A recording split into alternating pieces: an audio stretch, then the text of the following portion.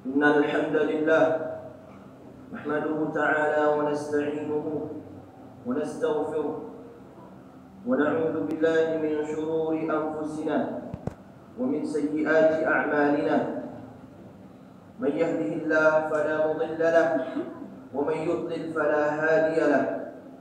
وأشهد أن لا إله إلا الله وحده لا شريك له وأشهد أن محمدا عبده ورسوله وصفيه وخليله لا نبي بعده.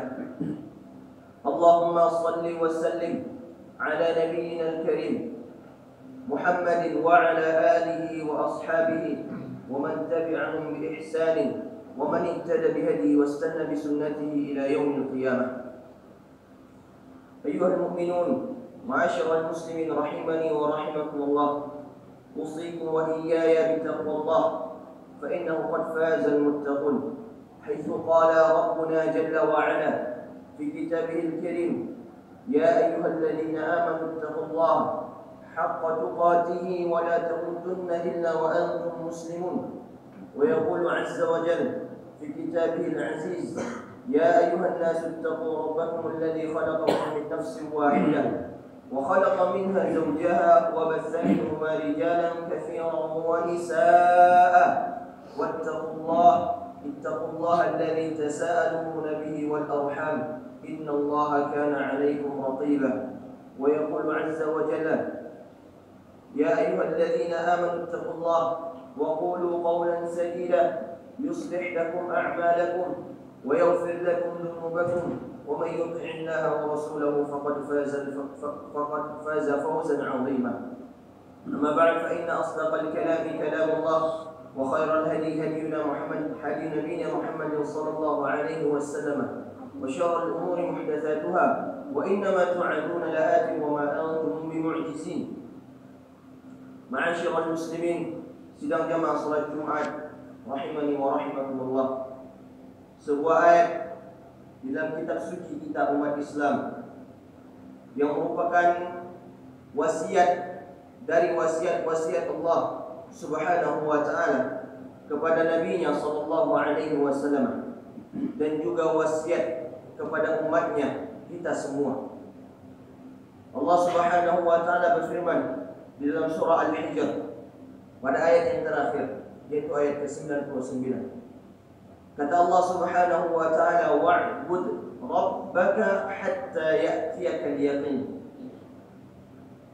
Kata Allah Subhanahu wa taala: wa'bud rabbaka, dan senantiasa sembahlah Tuhanmu, yaitu Allah Subhanahu wa taala, hatta ya'tiyaka al-yaqin, sampai datang kepadamu yang namanya al-yaqin. Al-Imam Ibnu Katsir dalam tafsir beliau, Tafsirul Quran Al-Azim, menyebutkan perkataan Al-Imam Al-Bukhari rahimahullahu taala tentang tafsir al-yaqin. Kata Salim bin Abdullah di antara imam-imamnya ahli tafsir, al-yaqin ay al-maut. Al-yaqin adalah kematian, yaitu al-maut.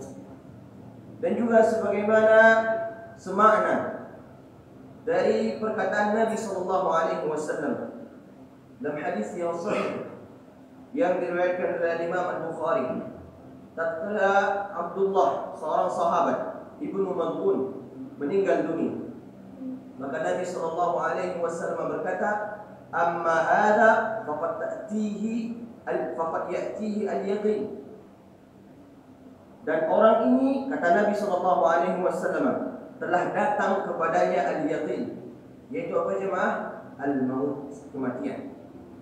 Dan juga semakna dengan firman Allah Subhanahu wa taala dalam surah Al-Mudaththir, tatkala Allah Subhanahu wa taala menanyakan kepada orang-orang mujrimin, kepada orang-orang fasik yang mereka meninggalkan salat tatkala di dunia.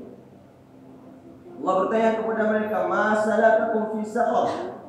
Apa yang membuat kalian itu masuk ke dalam neraka saqar? Qalu lam nakum minal musallin. Mereka berkata, kami dahulunya tidak pernah salat, tidak kami tegakkan salat tersebut.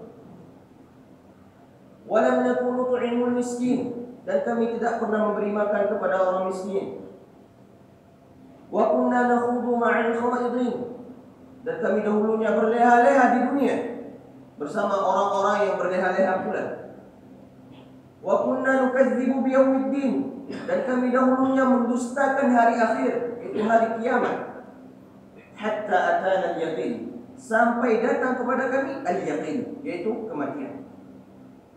Sidang jemaah salat Jumat rahimani wa rahimakumullah. Di dalam ayat ini terdapat 5 faedah yang merupakan pijakan-pijakan syar'i, pokok-pokok dari agama yang senantiasa hendaknya selalu mewarnai seorang muslim maupun muslimah di dalam kehidupannya tatkala beragama Islam kepada Allah Subhanahu wa taala.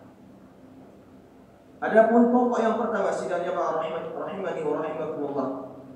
Di dalam ayat ini Allah Subhanahu wa taala sebutkan wa'bud rabbaka, dan senantiasa hendaklah engkau senantiasa tegakkan agama tersebut. Teruslah engkau tegakkan agama tersebut. Tegakkan ibadah kepada Allah Subhanahu wa taala. Teruslah engkau tegakkan ibadah kepada Allah Subhanahu wa taala. Dan dimaklumi bahwasanya Nabi sallallahu alaihi wasallam adalah orang yang senantiasa beribadah kepada Allah Subhanahu wa taala. Nabi sallallahu alaihi wasallam adalah orang yang senantiasa selalu menegakkan ubudiyah kepada Allah Subhanahu wa taala. Maka dengan hal tersebut pula Allah Subhanahu wa taala perintahkan Nabi sallallahu alaihi wasallam agar senantiasa tegak di dalam ibadah tersebut. Yang mana ibadah tersebut merupakan tujuan diciptakannya seorang hamba di muka bumi ini. Sebagaimana Allah Subhanahu wa taala sebutkan dalam surah Az-Zariyat, kata Allah Subhanahu wa taala, "Wa ma khalaqtul jinna wal insa illa liya'budun." Dan tidaklah kami ciptakan jin dan manusia illa liya'budun, kecuali agar mereka beribadah kepada kami, menegakkan ubudiyah kepada kami. Kemudian sidang jemaah rahimani wa rahimakumullah, dengan ibadah ini pula lah Allah Subhanahu wa taala mengutus Rasulullah sallallahu alaihi wasallam dan para nabi-nabi. Sebagaimana kata Allah Subhanahu wa taala, "Wa laqad ba'atsna fi kulli ummatin rasula an i'budu Allaha wajtanibu at-taghut." Dan kami telah utus di setiap umat seorang rasul dan seorang nabi. Tujuannya apa jemaah? An i'budu Allah, agar mereka menyuruh kepada umat manusia senantiasa tegakkan ibadah kepada Allah, tegakkan ubudiyah kepada Allah Subhanahu wa taala. Wajtanibut taghut, dan hendaklah mereka jauhi seluruh sesembahan-sesembahan selain Allah Subhanahu wa taala.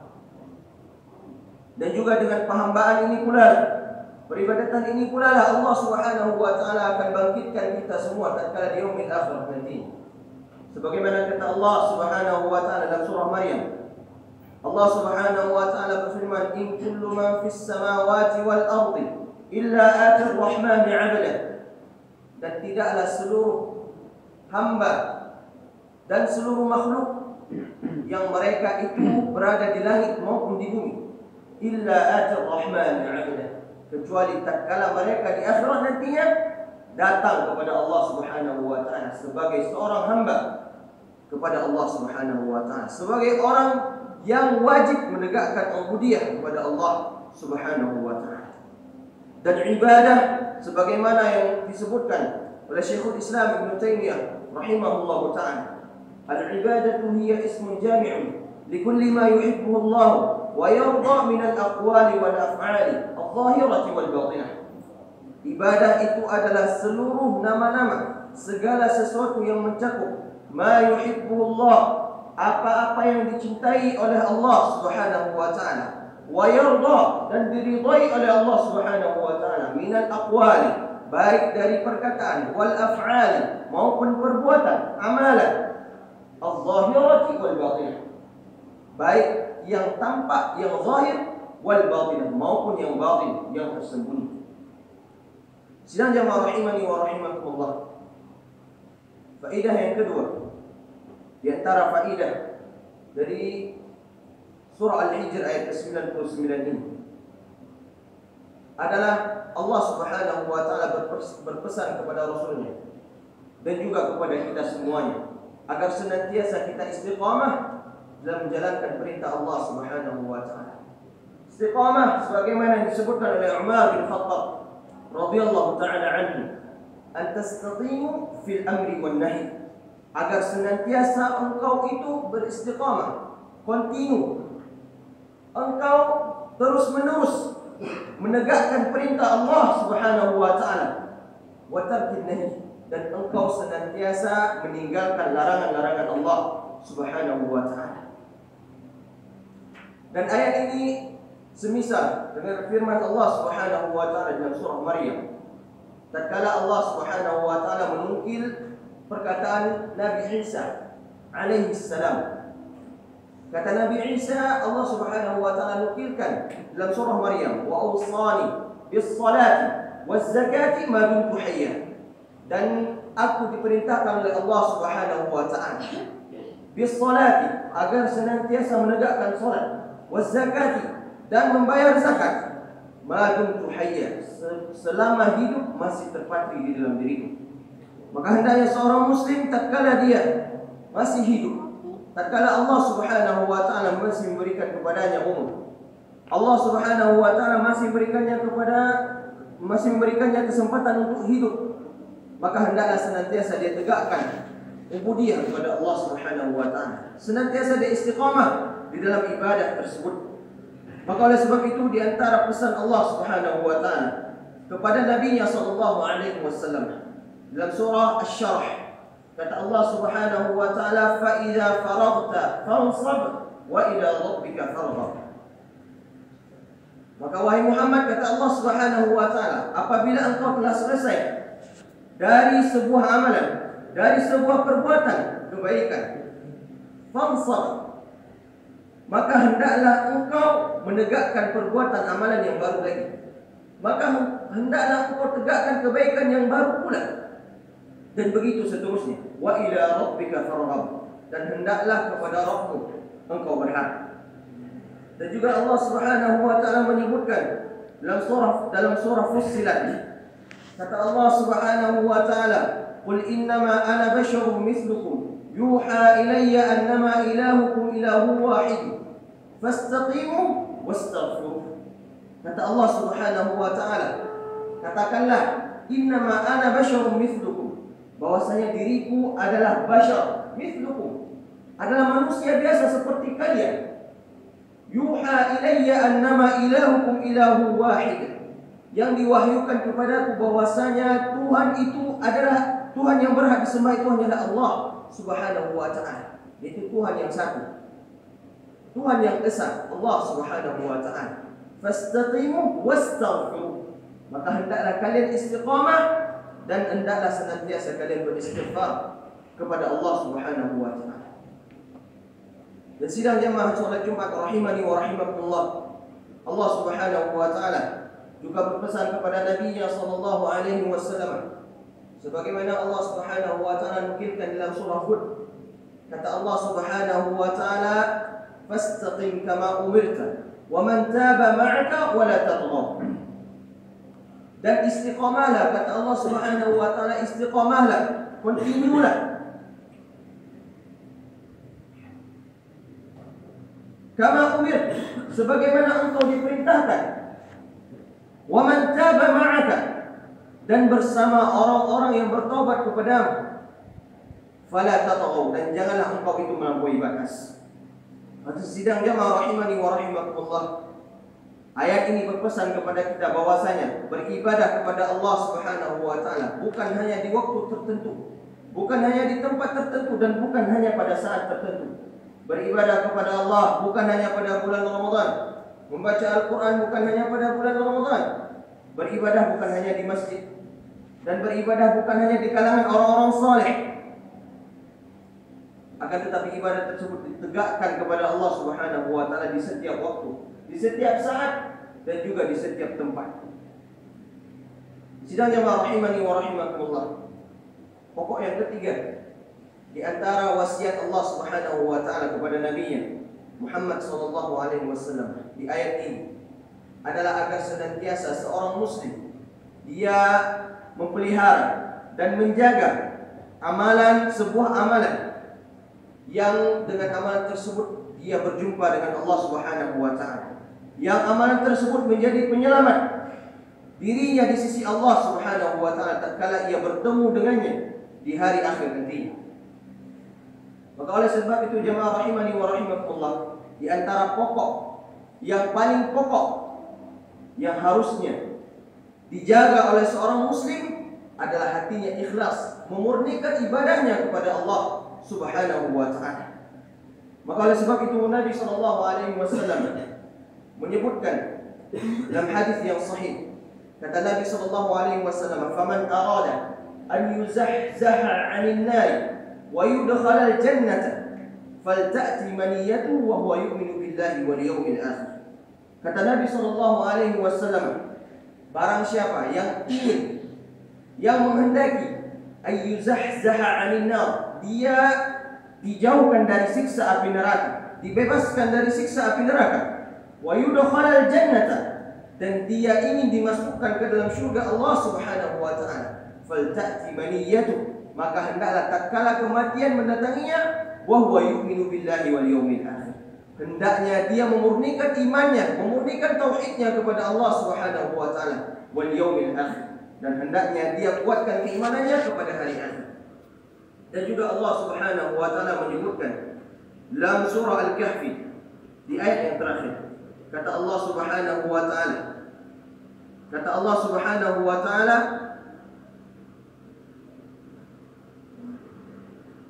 kata Allah Subhanahu wa taala dalam surah Ali Imran, Allah Subhanahu wa taala berfirman, "Ya ayyuhalladzina amanu taqullaha haqqa tuqatih wa la tamutunna illa wa antum muslimun." Wahai orang-orang yang beriman, kata Allah Subhanahu wa taala, ittaqullah, hendaklah kalian bertakwa kepada Allah Subhanahu wa taala. Wa la tamutunna illa wa antum muslimun, dan hendaklah kalian mati kepada Allah Subhanahu wa taala, diwafatkan oleh Allah Subhanahu wa taala, wa antum muslimun, dalam keadaan kalian itu muslim, bertauhid kepada Allah Subhanahu wa taala. Kemudian sidangnya rahimani wa rahimakumullah, pesan yang keempat yang disebutkan oleh Allah Subhanahu wa taala di dalam ayat ini, wa'bud rabbaka hatta ya'tiyakal yaqin, adalah agar senantiasa seorang hamba, seorang muslim, dia memperhatikan bagaimana akhir kehidupannya, bagaimana keadaannya tatkala dia mati, bagaimana keadaannya tatkala dia diambil oleh Allah Subhanahu wa taala. Dan di antara sebab seseorang itu diambil oleh Allah Subhanahu wa taala di dalam keadaan husnul khatimah adalah dia menjaga ibadahnya kepada Allah Subhanahu wa taala. Senantiasa setiap hari dia istiqamah dalam beribadah kepada Allah Subhanahu wa taala.